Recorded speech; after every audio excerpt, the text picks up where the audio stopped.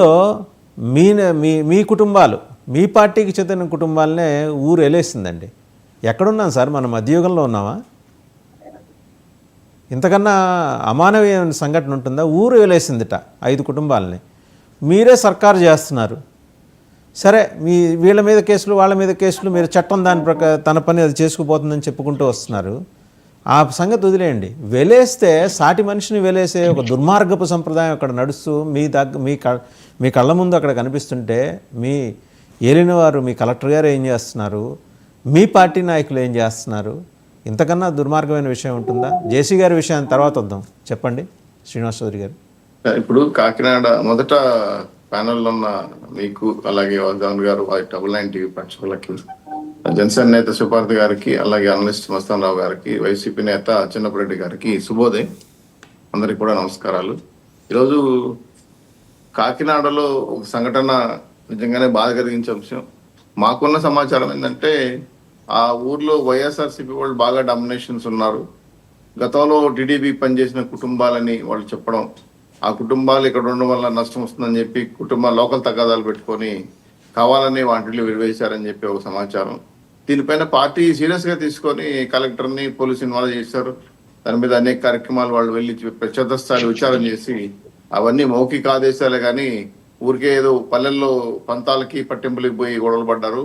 ఇవి చేస్తే తప్పని చట్ట ప్రకారంగా హెచ్చరించి మళ్ళీ వాళ్ళని అక్కడే అకామిడేట్ చేయడానికి ప్రయత్నం చేశారు. కానీ అది రాజకీయ కుట్రలో భాగంగా వైఎస్ఆర్సీపీ డామినేషన్ ఉన్న ఏరియాలో వాళ్ళు ఉన్నారు కాబట్టి, పార్టీకి పనిచేశారు కాబట్టి వాళ్ళు కక్ష సాధింపు చర్యల్లో భాగంగా చేశారనే విషయాన్ని మాకున్న సమాచారం. దీనిపైన పోలీసు, కలెక్టర్ డైరెక్ట్ గా ఊరికి వెళ్ళారండి. కలెక్టర్ అలాగే జేసీ కూడా వెళ్ళారు, పోలీసు వాళ్ళు వెళ్ళారు. విచారించిన తర్వాత ఇవన్నీ కూడా మౌఖిక ఆదేశాలు కరెక్ట్ కాదని చెప్పి వెంటనే ఖండించి వాళ్ళని మళ్ళా ఊర్లోనే ఉంచడం జరిగింది. ఇది నిజంగానే ఒక రకంగా బాధ కలిగించే అంశం. ఇంకా కూడా రాష్ట్ర స్థాయిలో అధికారంలో ఉన్న తెలుగుదేశం పార్టీ, అలాగే జనసేన, బీజేపీ నాయకుల్ని ఏదో మేమే అధికారంలో ఉన్నామని చెప్పి ఇంకా వైఎస్ఆర్సీపీ వాళ్ళు చేస్తున్న ప్రకటనలు చూస్తుంటే చాలా బాధ కలిగిస్తా ఉంది. వాళ్ళు గతంలో ప్రజలకి పంగనామాలు పెట్టి ప్రజలను మోసం చేసి 5 ఏళ్ళు రాక్షస పరిపాలన హింసించిన సంఘటన. మీరు బాధపడటం మానేసి యాక్షన్లోకి ఎప్పుడు దిగుతారు చౌదరి గారు? సార్, ఇక్కడ బాధపడడం ఏం లేదు సార్, యాక్షన్స్ దిగుతున్నాం. యాక్షన్ లో దిగేది కూడా ఎలా ఉందంటే చట్ట పద్ధతిలో చేస్తున్నాం. ఏదో మనం వాళ్ళు కొట్టారు కదా, తిరిగి వాళ్ళు కొట్టేద్దాం అనే ఉద్దేశంతో రాజకీయాలు నడపట్లేదు. మన కూడా బాబు గారు మీటింగ్ లో స్పష్టంగా చెప్పారు, నన్ను అరెస్ట్ చేసినా సరే నేను కక్ష సాధింపు చర్యలు తీసుకోవటం లేదు. పూర్తి స్థాయిలో చట్ట పరిధిలోనే మేము శిక్షిస్తాం, కానీ వ్యక్తిగత దోషణలు, వ్యక్తిగత కక్ష సాధింపు చర్యలు ఉండవని చెప్పారు. అదేవిధంగా పేరు నాని విషయంలో కూడా వాళ్ళ భార్య పైన కేసులు నమోదు చేసినప్పుడు కూడా మహిళల మీద దుర్మార్గంగా ప్రవర్తించదంటే చట్ట ప్రకారం అని చెప్పడం వల్ల మెతక వైఖరి వహిస్తున్నామని అనుకుంటున్నారు. కానీ చట్ట ప్రకారంగా పోవడం వల్ల రేపు అధికారులు కానీ, గతంలో ప్రభుత్వంలో అధికారులు చేసిన విచ్చలవిడితనం వల్ల ఉద్యోగాలు, వాళ్ళ యొక్క జీవన విధానం ఏ విధంగా దెబ్బతిని చూసాము. కాబట్టి అటువంటి సంస్కృతి రాకూడదని. సరే, పేర్ని నాని గారి ఎపిసోడ్లకు మళ్ళీ వద్దాం. కానీ సరే, పొద్దున్నే డిబేట్లో కొంత జోష్ నింపడానికి మన కోసం జేసీ ప్రభాకర్ రెడ్డి గారు రెడీగా ఉన్నారు. ఒకసారి ఆయన ఏం మాట్లాడారు చూద్దాం.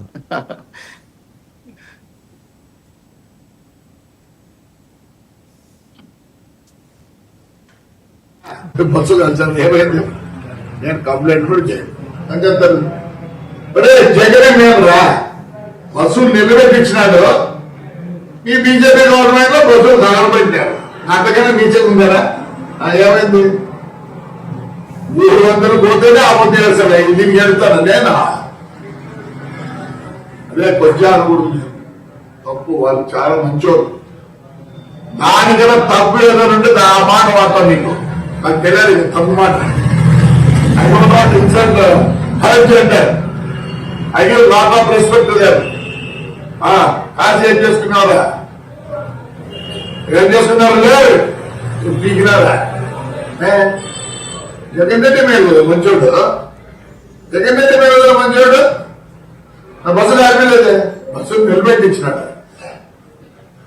నిలబెడితే ఆ మొత్తం 10 లక్షలు పోయింది, 4 లక్షలు పోతుంది. మీరు చేతగా నాకు కొడకల్లారా, చేతగా నాకు కొడకల్లారా అంటారు. రైట్. ఇక ఆ తర్వాత మనం వినలేం కానీ చౌదరి గారు ఏంటంటే, ఆయన అంటే దాన్ని మీరు అనొచ్చు, ఆయన సహజంగా ఆయన స్టైల్ అది అని, రైట్. బట్ ఆయన ఆవేదన కూడా లోపల చూడండి. ఆయనే నయం, బస్సులు ఆపాడు, నిలబెట్టేసినాడంటే ఆపాడు, అటు ఇటు తెప్పనీయకుండా.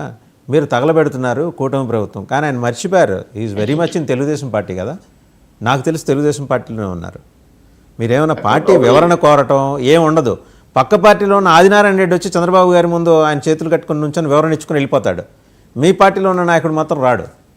ఏంటి సార్ ఇది? ఆ ఫ్లై యాష్ గొడవ ఏదో తీర్చేయచ్చు కదా. నెలల తరబడి రుతురాగాల సీరియల్లా కంటిన్యూ అవుతుంది అది. ఆ ఫ్లై యాష్ గొడవలు చిలికి గాలి అయ్యాయి సార్. ఆ ఫ్లై యాష్ వల్ల ఏ లాభాలు లేవు. అది ఫ్రీగా ఇస్తున్నారు. దాన్ని ఏదో వాళ్ళు బ్రిడ్జ్ తయారు చేసుకుంటున్నారు. అదేదో వ్యక్తిగత కారణాల దృష్ట్యా జేసీ దివాకర్ రెడ్డి గారికి, ఆదినారాయణ రెడ్డి గారికి అది నిజంగానే ఫ్యాక్షన్ సమాజంలో ఎటువంటి సంస్కృతి వస్తుంది అటు వస్తుంది. ఖచ్చితంగా అధిష్టానం దీన్ని చర్యలు తీసుకుంటారు సార్. ఇలా మంచి పార్టీ కాదు, పార్టీ చెడ్డ పేరు వస్తుంది. పైగా ఆయన స్టైలు అని చెప్పుకోవచ్చు, కానీ ప్రజలు దాన్ని జీర్ణించుకోలేరు, వ్యతిరేకిస్తారు. అలాంటి మాటలు మాట్లాడడం పొలిటికల్ గా ఉన్న ఒక రాజకీయ నాయకుడికి సమంజసం కూడా కాదు. అది స్టైల్ అనో లేదా మంచనో, అండ్ స్టైల్ అని కూడా చాలా మాటలు మాట్లాడేస్తే అందరూ ముఖాన వస్తారు. మా తప్పది, మంచి పార్టీ కాదు. కాబట్టి పార్టీలో ఎవరు తప్పు చేసినా పార్టీ పరంగా మేము చర్యలు తీసుకుంటాం. అది ఆదినారాయణ రెడ్డి గారికి ప్లస్ జయదేవార్ గారికి వ్యక్తిగత కక్షలు. ఆయన అవార్డు కూడా ఇచ్చేశారు ప్రభాకర్ రెడ్డి గారు. Good boy of the year award goes to Jaganmohan Reddy అని ఇస్తారు సార్. ఎందుకంటే ఈ మధ్య కాలంలో విజయలక్ష్మి కూడా కలిచారు ఆయన వాళ్ళ అమ్మగారిని. మరి ఎందుకు కలిచారో ఎవరిని కలిచారో తెలియదు. పార్టీకి కూడా ఈ మధ్య కాలంలో దూరంగా ఉన్నారు ఆయన. ఆయన వ్యక్తిగతంగా లోకల్ గా ఉన్న ఫ్యాక్షన్ గొడవల్లో చాలా విషయాల్లో పార్టీ హెల్ప్ చేయాలంటున్నారు. ఫ్యాక్షనిజానికి వ్యతిరేకం తెలుగుదేశం పార్టీ. కాబట్టి అటువంటి సంస్కృతి తెలుగుదేశం పార్టీ ఎన్డీఏ కూటమి చేస్తే మేము అనుకోవట్లేదు.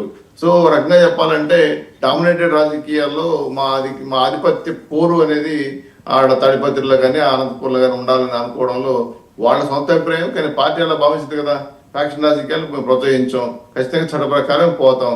కాబట్టి ఆయనకి ఏంటంటే ఏమి చేసినా అన్ని రకాలుగా సపోర్ట్ చేయలేదు అన్ని అని ఆ మనసులో ఉండడం వల్ల అది వ్యక్తిగత కారణాల దృష్టి ఆదినారాయణ రెడ్డి మధ్య, జయదేవార్ మధ్య చిలికి గాలి అనేది ఖచ్చితంగా అధిష్టానం చర్య తీసుకుంటుంది. వాళ్ళని పార్టీ పరంగా ఏం మాట్లాడతారో, ఏం డిస్కస్ చేస్తారో చూడాలి. తొందరలో అయితే మాత్రం ఖచ్చితంగా ఇటువంటి సంస్కృతిని ప్రోత్సహించదలుచుకోలేదు. పార్టీకి చాలా నష్టం అని చెప్పి దీన్ని నేనైతే విధిగా తీవ్రంగా ఖండిస్తాను. ఆ భాష మంచి భాష కాదు, అలా మాట్లాడడం కూడా కరెక్ట్ కాదు. కాకినాడ సంఘటన కూడా వ్యతిరేకిస్తున్నాను. అది సమంజసంగా పరిష్కారం అయింది కాబట్టి పెద్ద సీరియస్ తీసుకొచ్చుకోలేదు.